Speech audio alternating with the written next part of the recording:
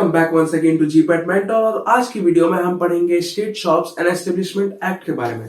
तो सबसे पहले ये जान लेते हैं कि the shops and establishment act क्या है, या फिर the state shops and commercial establishment act. ध्यान से सुनिएगा, the state shops and the commercial establishment act. What type of establishment? Commercial.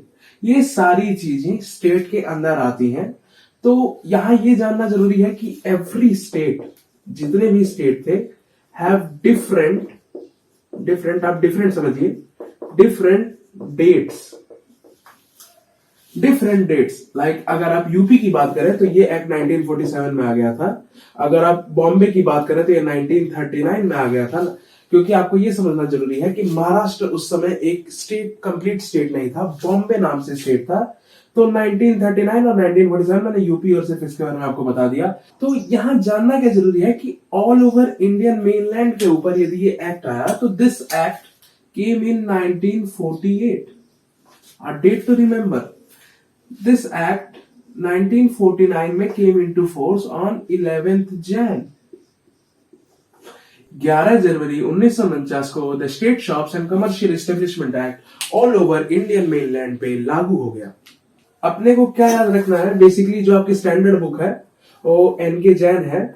तो एनके जैन के अंदर ओल्ड को 1939 में बताया है, और ऑल ओवर इंडियन मेनलैंड पे जो एक्ट आया, री एक्ट आया, द न्यू बॉम्बे, ये 1948 में ऑल ओवर इंडियन, और उसके बाद ऑल इंडिया में इस डेट से लागू हो गया। अब इसके पीछे किसी ना किसी का तो हाथ होगा ही। तो इसके लिए मिस्टर शांतिलाल शाह, नाम याद रखिएगा, मिस्टर शांतिलाल शाह, इन्होंने एक रिपोर्ट बनाई थी जिसके बेसिस पे हम लोगों ने 11 जन 1949 को ऑल ओवर इंडियन मेनलैंड पे the state shops and commercial establishment act को लागू कर दिया था। तो अपन बात कर रहे थे ऑब्जेक्टिव्स के बारे में। Objective of the state shops and establishment act, तो इसे नोट डाउन कर लीजिएगा। Objectives of the state shop and establishment are is to regulate payment of wages. ये आपको नहीं दिख रहा होगा लाइट के कारण। Payment of wages, terms of service, leaves, holidays, work conditions. अच्छा याद रखिएगा, वर्क कंडीशन हम लोग फैक्ट्रीज एक्ट के अंदर पढ़ने वाले हैं। जल्दी ही फैक्ट्रीज एक्ट की भी वीडियो अपलोड हो जाएगी चैनल पे। Hours of work, over time work, maternity leave, ये बेसिकली फीमेल्स को मिलता है। एंड बेनिफिट्स, अदर बेनिफिट्स जो कि प्रोवाइड होते हैं state shops and establishment act के अंदर। तो हम लोग ऐसे ही पढ़ेंगे, वेजेस के बारे में पढ़ेंगे यहाँ। टर्म्स ऑफ सर्विस, ये भी आप फैक्ट्रीज एक्ट के अंदर पढ़ेंगे। Work condition and terms of service factories act के अंदर। लीव्स, कितने लीव्स प्रोवाइड होंगे, हॉलीडेज, उन पे लीव मिलेगी कि नहीं, पेड हॉलीडेज, अनपेड हॉलीडेज के बारे में पढ़ेंगे। आवर्स ऑफ वर्क से मुझे याद आया, एक वर्ड है spread over. Spread over is complete, spread over is the complete time of work in a day. एक सिंगल डे के अंदर टोटल आप कितना देर किसी फैक्ट्री या फिर शॉप या फिर एस्टेब्लिशमेंट के अंदर दे सकते हैं वर्किंग कंडीशन के लिए। And this can not be increase from 11 hours. वैसे तो 10.5 आवर्स होता है, 10.5 hour is more accurate. Like 9 hours का total work time plus 1.5 hours का ब्रेक, 10 आवर्स होता है। लेकिन 11 आवर्स, कुछ किताबों में 11 आवर्स भी लिखा हुआ है, तो ये भी देख लेंगे स्प्रेड ओवर। हाँ, ओवर टाइम के लिए, ओवर टाइम पे आपको कितना नॉर्मल पे मिलेगा या फिर हाफ पे मिलेगा ओवर टाइम में, ये हो गया मैटरनिटी लीव के बारे में बताएं, बेनिफिट्स।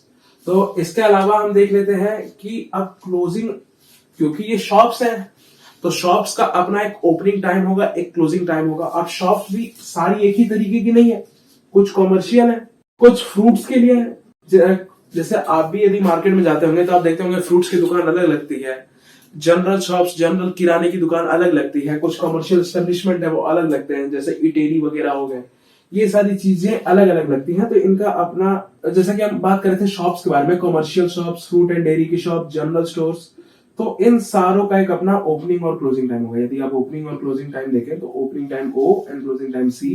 तो ओपनिंग टाइम कॉमर्शियल के लिए 8:30 बजे है, मैं इसको 03 आवर्स लिख रहा हूँ, ऐसे 8:30, ऐसे सुबह के 8:30, 0830 आवर्स से लेके रात को भी ये 0830 आवर्स यहीं तक ही रह सकता है। फ्रूट्स की शॉप सुबह सुबह 5 बजे खुल सकती है, या फिर डेयरी की शॉप बिल्कुल सुबह सुबह 5 बजे ही दूध चाहिए होता है भाई घर में, और फ्रूट्स वगैरह के लिए एकदम सुबह सुबह आपको नाश्ते में सब चीजें चाहिए। तो बेसिकली ये आपको मिल जाएंगे 5 बजे से लेके 8 बजे तक, एकदम बिल्कुल सही है।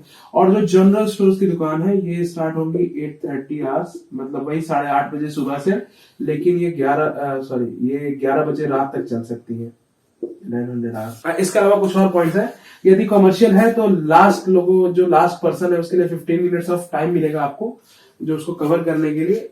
इसमें आप गुड्स वगैरह जैसे कमर्शियल दुकानें हैं, जैसे आप मॉल्स को देख सकते हैं, बड़े बड़े मॉल्स हैं या फिर ये सब चीजें हैं, तो ये अपना सामान रात को उतरवाती हैं, तो उसके लिए भी आपको टाइम मिलता है, लेकिन यूजुअली इलीगल है। तो अब अपन बात करने वाले हैं आवर्स ऑफ वर्क के बारे में। आवर्स ऑफ वर्क का मतलब है आप एक दिन में 9 hours a day, 48 hours a week, 3 hours a week, ये ओवर टाइम का टाइम है। तो 9 आवर्स अ डे, ये आपका हो जाएगा आपको टोटल, और इसके अंदर 10.5 आवर्स का आपका स्प्रेड ओवर है। 10.5 आवर्स का टोटल आपका स्प्रेड ओवर है। स्प्रेड ओवर को मैं एसपी से लिख दे रहा हूँ। Spread over 48 hours a week, मतलब आपको 48 आवर्स से ज्यादा वर्क नहीं करना है एक वीक के अंदर। यदि आप 48 आवर्स से ज्यादा वर्क कर रहे हैं तो आप टोटल वीक के अंदर सिर्फ 3 आवर्स का ही ओवर टाइम कर सकते हैं। तो 48 + 1 मतलब आप टोटल वीक में 51 आवर्स ही काम कर सकते हैं, सॉरी। और 26 आवर्स अ ईयर का ओवर टाइम आपको मिल सकता है। तो अपने को क्या ध्यान देना है आवर्स ऑफ वर्क के अंदर कि 9 आवर्स अ डे, मतलब आपको 9 आवर्स अ डे मिलेंगे, टोटल 10.5 आवर्स का आपका स्प्रेड ओवर रहेगा। आपको 48 आवर्स अ वीक ही काम करना है, लेकिन यदि आप एक्स्ट्रा काम कर रहे हो तो सिर्फ एक वीक के अंदर आप सिर्फ 3 आवर्स पढ़ सकते हो, जो कि इंक्रीज होकर 51 आवर्स हो जा रहा है आपका टोटल, मतलब एक वीक का वर्क टाइम। और 26 आवर्स ऑफ ही आप ओवर टाइम कर सकते हो।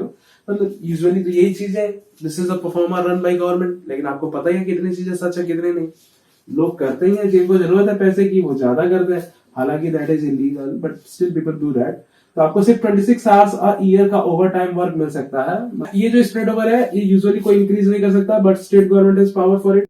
आप ये देखते हैं कि कई बार रात रात को सड़कें बनती हैं, बड़े बड़े ब्रिजेस बनते हैं जो टूट जाते हैं, तो ये सब क्यों होता है? क्योंकि स्टेट गवर्नमेंट से ऑर्डर आया होता है क्या कि आप स्प्रेड ओवर बढ़ा सकते हैं, तभी वो लोग पूरी रात भर आपके लिए काम करते हैं। या फिर कई बार आप देखते हैं कि आपकी छोटी बड़ी यूनिवर्सिटीज जो है, जिनके अंदर यदि जल्दी ही कोई बड़े बड़े नेता अभिनेता आने वाले होते हैं, तो रोड वगैरह सही कराई जाती है, जो कि रात को कराई जाती है। तो इस वजह से ये सब चीजें कैसे है, ये सब स्टेट गवर्नमेंट से परमिशन लेके स्प्रेड ओवर बढ़ाने के बाद ही ये सब चीजें होती है।